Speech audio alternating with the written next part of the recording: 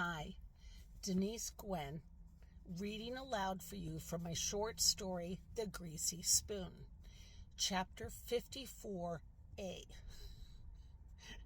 54 is a long chapter, and TikTok will cut me off after 10 minutes. So 54A and B.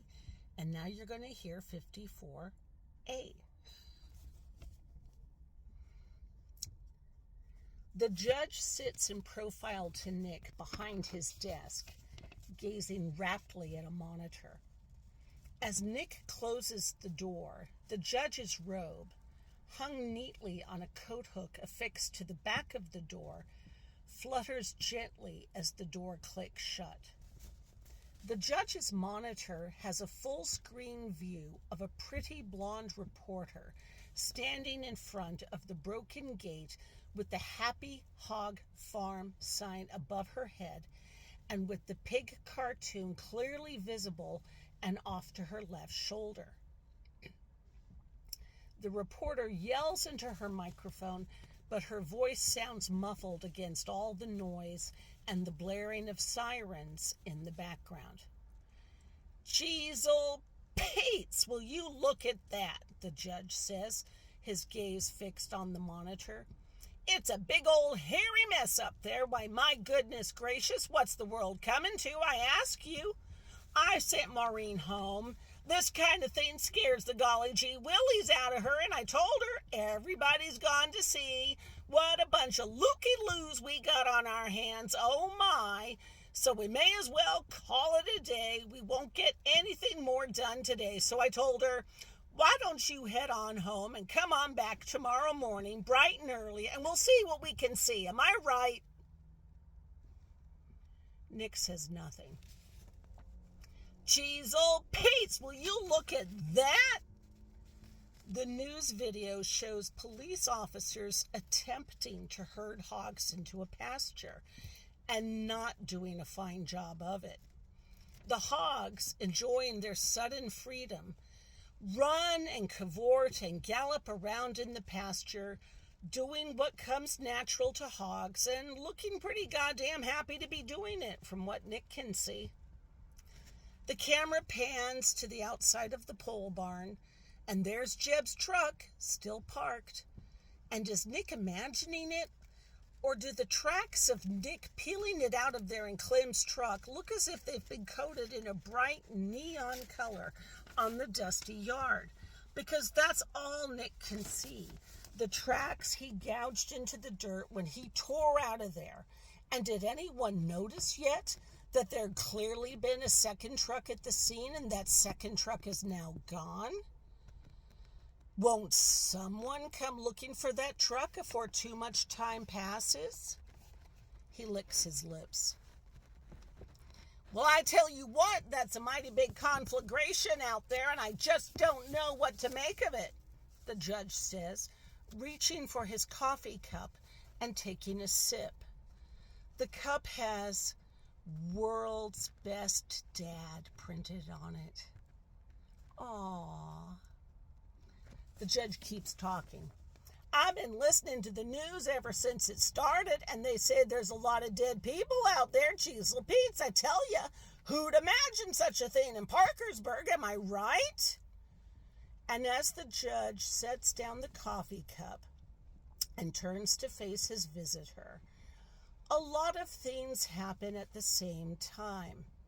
And before the judge can reach into his top desk drawer and pull out whatever firearm he's got stored away in there, Nick stalks right up to the judge's desk and leans across it and places the gun against the judge's forehead, and the judge splutters his coffee and chokes and hacks, and some of the spittle lands on Nick's face, and the judge keeps his left hand down and out of sight, still reaching into the desk drawer, and Nick presses the gun a little more deeply into the judge's forehead and says, "No."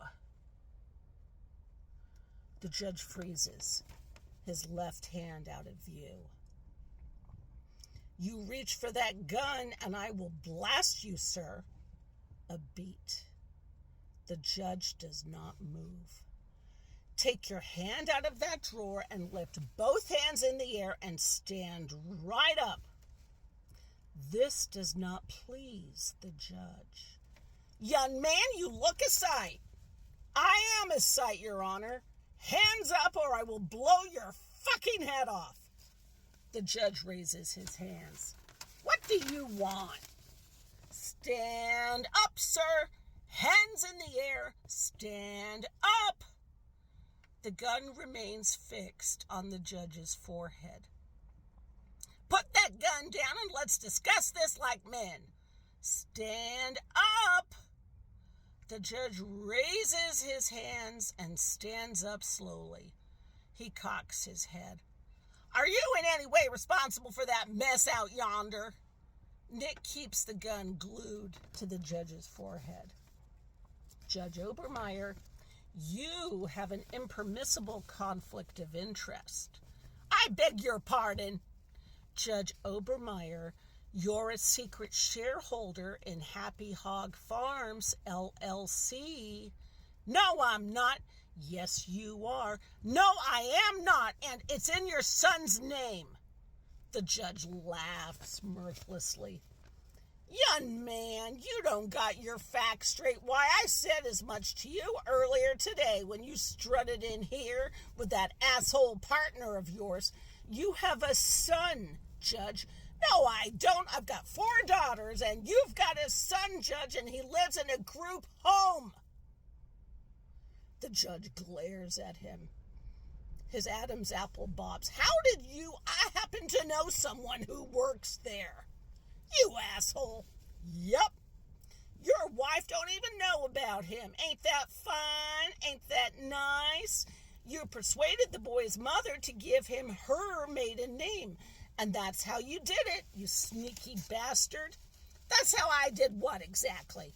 You secretly bought up shares in your son's name.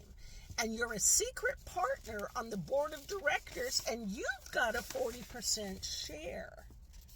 How is that a conflict? It's a conflict, all right. And you and the shareholders are planning to sell Happy Hog Farms to Bryson Pork Products. And you were looking forward to Jeb McAllister losing his farm and its 800 acres because you needed to sweeten the deal. A beat.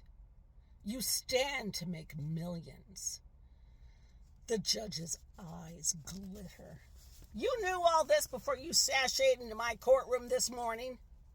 Nick hesitates, then nods. If you knew all this, why didn't you speak up earlier today? Nick winces.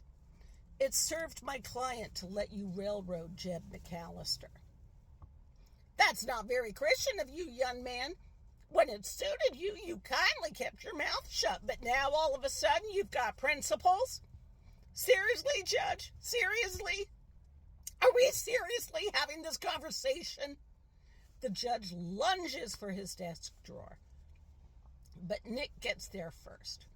He rams his hip against the desk and pushes it 6 inches forward, thrusting the drawer into the judge's hips. He grunts, and Nick presses the gun even harder into his forehead. Are you going to shoot me? I ain't planning on it, but I will if you fuck with me. The judge points an admonishing finger at him. Young man, you will not speak disrespectfully to me. Sorry, Your Honor. Okay, so what now? Let's stop there. I'll show you 54B in a moment.